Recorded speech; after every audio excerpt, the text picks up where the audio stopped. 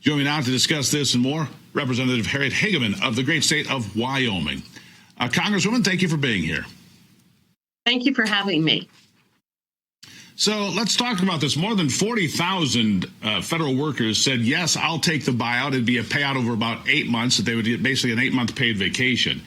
And those on the left are, they're screaming as if this is a terrible thing. But back in 1995, I checked the records. Bill Clinton offered a similar program. He got more than 100,000 federal employees to take an early buyout.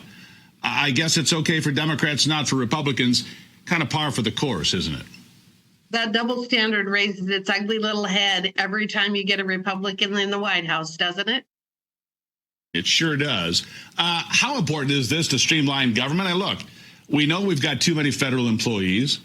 We've got a lot of concerns, but it seems to me that judges keep intervening on behalf of those on the left, and it doesn't seem to be reciprocated for those on the right. But how important to downsize government, to reduce the number of employees we have? It's important, but I think there's a bigger issue here that people need to start realizing. So I'm a person who truly believes in separation of powers and our constitutional foundation. It's the legislative branch who legislates. The executive branch is supposed to carry out the legislation, and then the judicial branch interprets what the law is. What we're finding here, and what I've argued about for years, is that these administrative agencies and regulatory agencies violate that because it allows the executive branch to actually be the branch that's legislating. So these administrative agencies are adopting regulations and issuing guidance documents and bringing enforcement actions against U.S. citizens.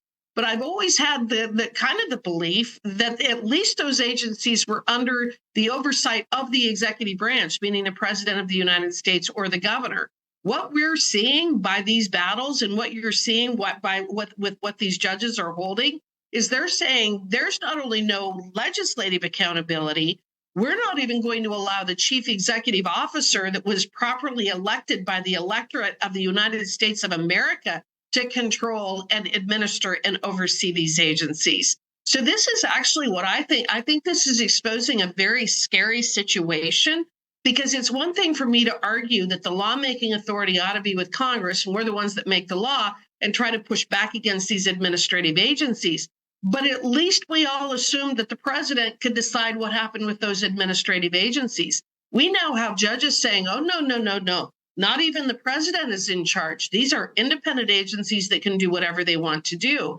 I have never heard of a circumstance where a court has held that the chief executive, the highest elected official in government, does not have the ability to determine how much they're going to have in terms of personnel, where they're going to have, what offices are going to be downsized, how they're going to hire. That is such a classic example of the authority of the chief executive over these agencies. And we now have clearly courts under saying his purview. No.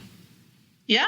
Yeah, clearly under his purview. It's the executive branch. These are executive agencies. You should be able to hire and fire and do as you need to do to run the executive branch. But that's not what happens, and these activist judges seem to go a different direction. Talking about oversight and accountability, of course, in the headlines now, USAID spending money on God only knows what, Guatemalan sex change operations for children, transsexual operas in Colombia, and the list it's a mind-blowing list, Madam Congresswoman. And for me, it's outrageous. But what's more outrageous, USAID doesn't think they have to answer to anyone. Oh, no. We don't answer to you. Are you kidding me right now?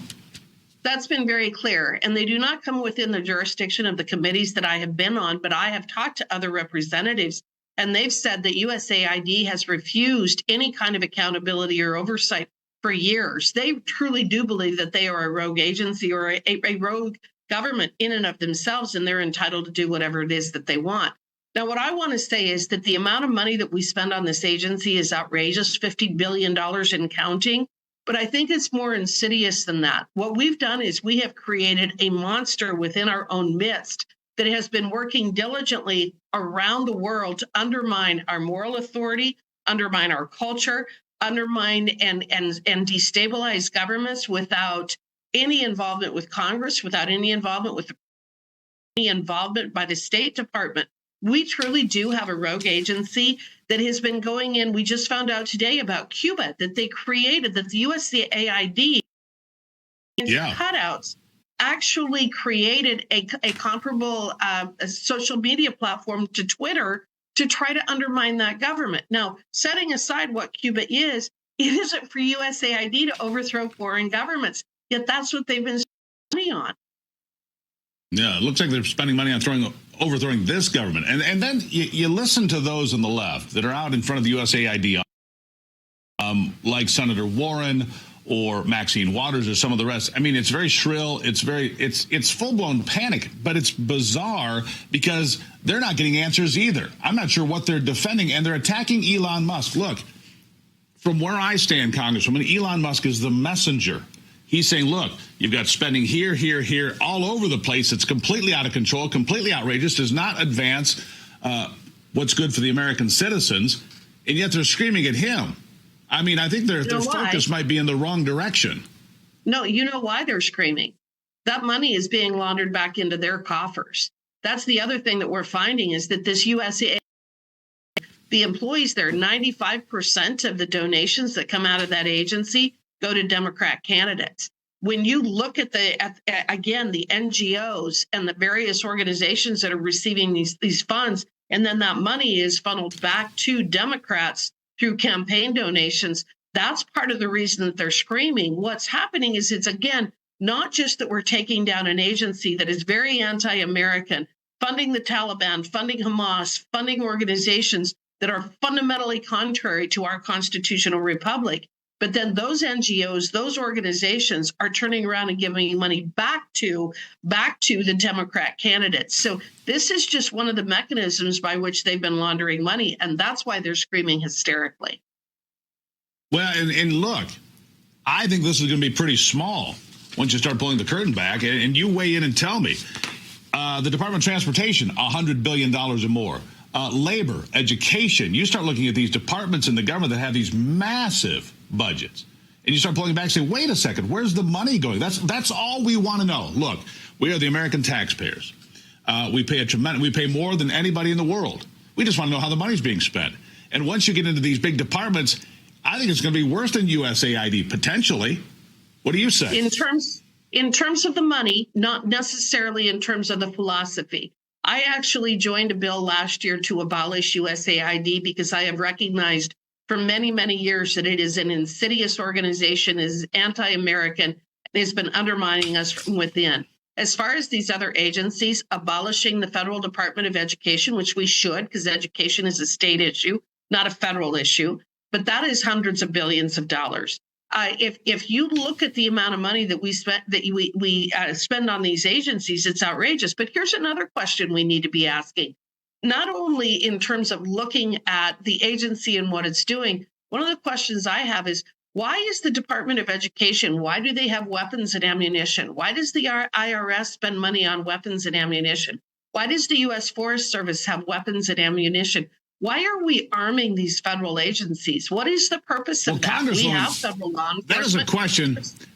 It's a great question, one I've been asking for a very long time. It seems that every single agency of government, the IRS, the Forest Service, the Department of Education, all the agencies you just named, and a lot more, all have weapons and massive amounts of ammunition, actually. It's an incredible expenditure if people go and look. Why is that?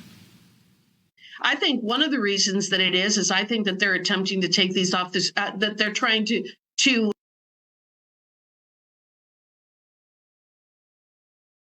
very same time. But again, I don't know how we got to the point where we are weaponizing what should be relatively benign federal agencies. And as you say, they're stockpiling weapons and ammunition, again, an expense that we should not be paying for. In addition to looking at their fundamental purpose, the National Forest Services, the Forest Service, it was created to provide a continuous. Forest Service is doing everything outside of that. We need to get back to the appropriate scope and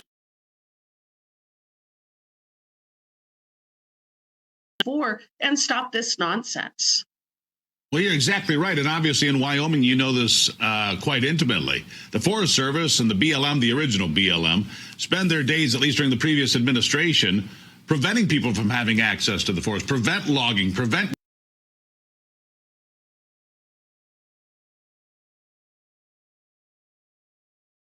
in the Constitution. That's an argument that we could spend all day on. Let me ask you about a couple of other things, just about the pace of Donald Trump as president. We're about 18 days in, I guess. I've never seen anything like it. I've covered a lot of presidents and a lot of administrations. It is, look at the smile on your face. It is absolutely remarkable, isn't it? It's exciting. I was at the White House yesterday for the signing of the executive order to keep men out of girls' sports. It's an exciting time to be here. We're going to accomplish a lot, and we have Donald Trump to thank for it. We do. So about being in the room for that, when it comes to culture wars, it has always been odd to me that the Democrats would stake their flag on that one. That's the hill they want to die on, is transgender women, which is biological men in women's sports. Obviously, it was tossed out yesterday. The NCAA says they will follow the federal laws now immediately. Donald Trump says not only will we not allow it in high school and college, we will not allow it for the Olympics in 2028 in Los Angeles. He is setting the standard not just for the United States, but for the world, isn't he? That's why I'm saying USAID is so incredibly insidious, because it's the agency that has been fostering and pushing these policies and this agenda and this lack of morality throughout the world. It has undermined our standing and has created very serious crises in other countries. And we have to understand that that's where a lot of this cultural stuff is coming from, is through USAID. Cutting that funding, cutting out that type of nonsense will hopefully allow all of us to get back on an even keel and more of a sound footing of who and what we are. I don't think 7 years ago you and I would have ever thought we would even be discussing something this absurd. Yet here we are because of this cultural war that we have been in. And one of the primary combatants in the cultural war has been USAID. And it's why we need to shut that agency down. Well, Congresswoman, I greatly appreciate you being here. The people of Wyoming are lucky to have you, considering the predecessor that was there. I'm glad you came on. Look forward to talking to you again. Thank you so much. Thank you. I'm proud to announce that I've joined Rumble, a platform dedicated to free expression without interference from the woke media or government interference. You can now follow me on Rumble at Rep. Hageman. Together, we will build a media landscape that protects the rights of all Americans and ensures that our voices are heard.